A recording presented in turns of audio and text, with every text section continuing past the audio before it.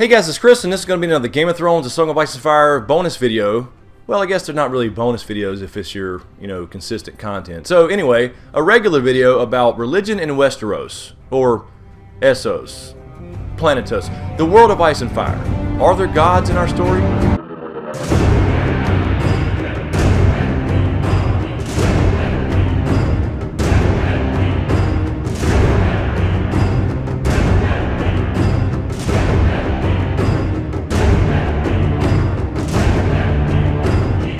I don't believe there are any gods in Westeros, and I've had a lot of questions about it in Q&As, etc. Now, with all that being said, I don't think we're ever going to get a definitive answer from George R.R. Martin in the books, or the TV show for that matter, about whether there are higher powers at work here. So anyway, there are a lot of religions in Westeros, and Essos for that matter, around the world as far as the world of Ice and Fire. I won't go into all these because I want to keep this relatively short, but I want to talk about some of the major ones. I will quickly mention a couple of the lesser religions, or lesser known religions. You have a lot in Essos, but I want to talk about the major religions and a little bit of evidence to support that they may not in fact be actual gods, more likely just magic wrapped in a little mythos and ideas constructed by people to kind of put something in a box that they don't really understand. So anyway, in our story we have some of the major religions that we're aware of, and that is the Faith of the Seven. We have the Red God R'hllor, or the Lord of Light. Now of course that religion is not actually that big, it's just more known to us because of characters like Melisandre. We have the Drowned God, we have the Many-Faced God, the Storm God, and we'll get to a few of those in a minute as far as evidence. But really quickly, just for the sake of giving you guys a little more information, I'll mention a couple of these lesser known religions over in Essos. You have the religion of the Black Goat of Cahor. Now this is a little religion in Cahor where people worship an actual black goat and they require human sacrifice. You had the Valyrian religion, several different religions in Valyria and the old Valyrian freehold where the Targaryens come from, and they actually named a lot of their dragons, these old dragon lords did,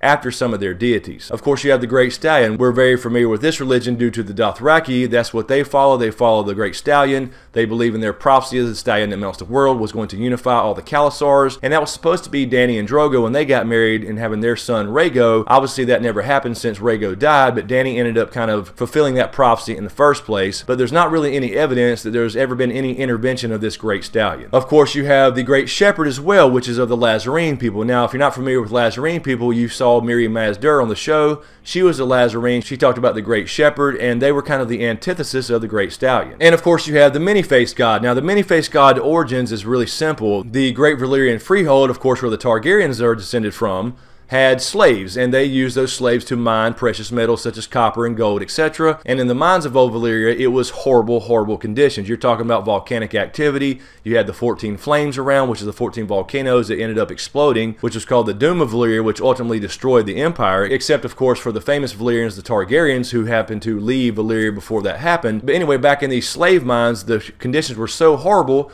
that people actually prayed for death to get the hell out of there. So one day in history, whether it was a slave or a slaver, it's really unknown, somebody started granting that wish to people. When people prayed for death, they obliged and gave it to them. So they started calling it the gift. And then of course that started to spread a little bit. Now of course at first they were only killing slaves praying for death, but then this person heard a slave not praying for his own death but praying for the death of his master. And so this founder of the Many-Faced God religion basically said okay, and killed the fucking master. So that's how that religion started to grow within the minds of Valyria, and they called it the Many-Faced God. We're very familiar with that based off Jack and Hagar and Arya's storyline over in the House of Black and White. And basically they don't care what religion you are, they accept that there are other religions, but they basically have the thought that, you know what, doesn't matter what you believe or who you worship or what God you call what, in the end you're going to the same place, and that's what their religion is based off of. So it basically is death. And there's really not many moral values in that religion as well, because they are in fact a cult of assassins. Anyway, you get the idea. There are lots and lots of religions in the story, old and new. You have the Lion of Night, you have the Merling King, you have the Weeping Woman.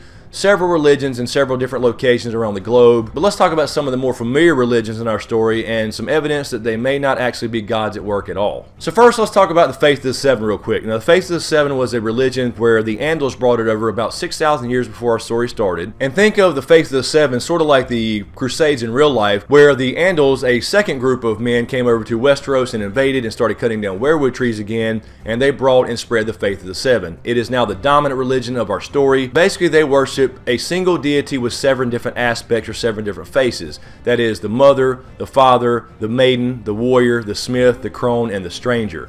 And basically they represent different aspects of humanity: death, strength, forgiveness, fertility, etc. And that's basically it. There is no evidence in our story anywhere in the books or show that praying to the face of the 7 has any result whatsoever. So what about the old gods? The old gods, of course, are the oldest gods in our story as far as we know, at least in Westeros. And of course we know that because the children of the forest apparently worship the old gods, and some of the first men who they warred with, of course, took up the old gods, mainly up in the northern region. Now, of course, the religion of the old gods is basically a nature religion where they think there's spirits in every rock and tree and animal, etc. And basically it's kind of like paganism in the real world. So we know that's what the children of the forest again worshipped, and then of course they spread that, and some of the first men took up that religion as well. But I think the children of the forest sold the first men a bill of goods. They may have believed in some nature stuff as far as, different deities in the rocks and stones and rivers, etc. But we know now, because of Bloodraven and now Bran, that they have something called green seers. Now, green seers, of course, is somebody who can sit in a tree connected to werewood.net, the Werewood Tree Network, and see things through time and space all over the damn place, wherever a werewood tree may be. Of course, this is why they went to war with the first men in the first place.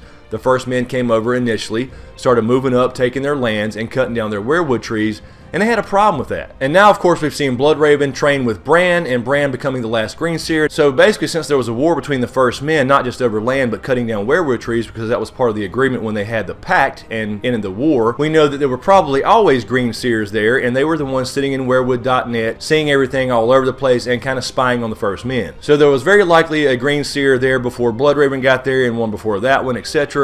And now Bran has taken up that mantle. Now, of course, now we see the power of Bran and Bloodraven, what he's able to do. They're able to go back in time and see visions, able to see the past. And apparently these events are also DVR'd into the trees as far as werewood.net, and are accessible anytime, any place, as long as you have a werewood tree nearby to kind of kick off your vision. So more than likely the children had always spied on the first men and kind of kept watch over them. And we know now, seeing Bran in the visions, in the books, he whispered Winterfell to his father while he was praying under a werewood tree in his first vision. And in the show, of course, he saw his father at the Tower of Joy the first time and said, "Father," and Ned turned around. So we know that the past can somehow be modified at least just a little bit as far as them affecting things. So that kind of kept the first men under control, I would assume, and made them take up the old gods themselves. So basically, I believe that the old gods are the green seers, and by that definition, that would make Bran now an old god. Now, I'm not saying Bran would label himself an old god, but I think that's basically what he is. For example, when he saw Ned in the vision at the Tower of Joy, and he said "Father," and Ned turned around, well, Ned would then believe that was something supernatural, when we know that it was Bran using magic, basically his gift and abilities in his DNA, his blood magic, so to speak. And werewood.net is fed off blood, which is hinted throughout the books.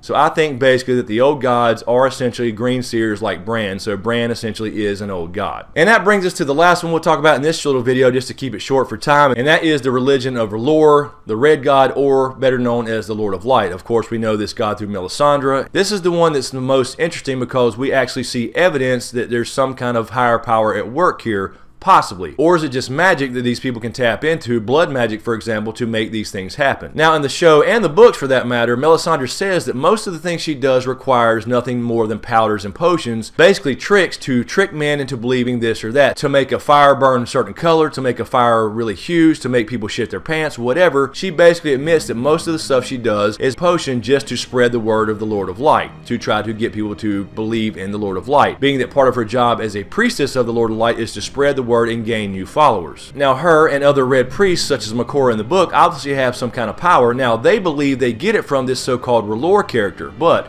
here's the thing. They believe and have been taught by their own religious practice that their antithesis, the enemy of the Lord of Light, has to have an enemy, right? Has to have a dark side, is the great other. Now we know from the show, and more likely the books will be the same way, although it'll probably go down a lot differently, that the children of the forest created the White Walkers, who are supposed to be the champions of the great other. So now obviously from the reader standpoint or the viewer standpoint, there is no great other, therefore there likely is not a R'hllor. So they are getting power from somewhere, but in my opinion it's just magic they can tap into, blood magic, etc., that they don't really understand how it works, they just know they can do it. And a lot of it has to do with so-called King's blood, which we know as Valyrian / Targaryen blood for our story, and that's the way that these powers seem to come about. So someone may say, well, what about Jon? He got resurrected from the dead. And Melisandre seemed to play a part in that, and she probably did. She did some kind of ritual. She did burn some of his hair, at least in the show. We don't know how this is going to happen in the books. It looked to be some kind of fire/blood magic because his DNA was in that hair. So it has something to do with his blood, obviously. Now the question is, if they had walked out of that room and she didn't say the magic words, please, would Jon have got up from that table? In other words, is it Melisandre who performed this ritual and brought Jon back to life based off some knowledge she had learned from her own religion? Or if she walked out of that room and never even tried, saying she couldn't do it, would Jon have gotten up off that table alone by himself because of his secret magical blood of being Targaryen and Stark lineage? Now that brings into question Beric Dondarrion being resurrected 6 times by Thoros of Myr. Of course, Thoros of Myr is the Red Priest that originally went to King's Landing. He then followed Beric Dondarrion, being his good friend. They are now in a Brotherhood without banners. He of course brought him back 6 different times, and the last time being when the Hound killed him. Now in the books, Beric has already died and given his life up to resurrect Catelyn Stark, becoming Lady Stoneheart. But in the show, he's still alive, and Thoros himself said that he was basically a drunken old priest sent to King's Landing to recruit people for the Lord of Light, and he never really believed anything. But his friend Beric got killed one day, and he just said the words that he was taught, and he came back to life. Now the question is, does Thoros have that power? Could he do that to anybody, or is it something special about Beric Dondarrion only? Because he's only brought back him 6 different times, I might add, but the point being that we have no evidence that he's brought back anybody else. I would like to see Thoros try to resurrect somebody else. And why hasn't he, for that matter? Maybe he has and failed. Maybe it only works on Beric Dondarrion for whatever reason. And then of course we have Shadow Babies. Shadow Babies who killed Renly Baratheon and about damn near killed Stannis. So what I mean by that is, when Stannis gave his seed to Melisandre to make the Shadow Baby, it damn near killed him. We even see in the show, for that matter, where she says, let's make another son, and Melisandre is about to go get Gendry or whatever for his king's blood, his Valyrian blood, and Melisandre says to Stannis, make me another son. I cannot. Why? You don't have the strength. It would kill you. So now with that, is she getting this power from the Lord of Light, from some god somewhere, or is it some magic she knows? She just labels it a god, and she has to have the seed of somebody of Valyrian descent. It took Stannis having Valyrian blood to create this Shadow Baby, and she even tried to create one with Jon at the wall when she tried to start seducing him, because she could immediately sense something was special about Jon. Of course, we know now that it's been confirmed. That's because he has Valyrian blood as well, being Rhaegar's son. And of course, Melisandre also has visions and flames, and I've said this many, many times. I don't think she's seeing visions from the Lord of Light. I think she's seeing visions being sent to her somewhere, or perhaps she just learned the power through her own religious studies, being a special person herself, whatever descent she's from, apparently from Ashai. Now, in the book, she sees Bran and Bloodraven. She sees 1,000 eyes floating in the fire and a boy with a wolf's head who leans back and howls, and that, of course, represents Bloodraven and Bran, and she thinks that those two are the champions of the Great Other. Now, again, going back to my previous point, we now know that the Great Other does not exist. We know that the children created the Great Other's champions, the White Walkers, so therefore, in that sense, the children are the Great Other, although she doesn't know that, but she has labeled Bloodraven and Bran, in the books at least, the champions of the Great Other, and of course, we know now that they are essentially old gods, and they created the White Walkers, therefore in the reader's view at least, nullifying the idea of a Great Other, and therefore I think it nullifies the idea of her lore in the first place. George R. R. Martin has actually said himself that he didn't want to label anything one true God in this story. It's really for us to decide, but he's also said there's never really any true confirmation that any of these deities actually exist, which I think it kind of follows his personal beliefs, and that's what he kind of translated over to this story. I mean, Martin himself has said that basically something labeled as magic is basically something just not understood. It could be some form of technology. For example, Qyburn says to Jaime when he's fixing up his wrist stump where his hand used to be, that he had basically got kicked out of the Citadel and lost his chain for working on people that were alive. Now, I'm sure he was a mad scientist asshole who did a lot of bad things to a lot of people that were alive, but in some cases, we would call that surgery.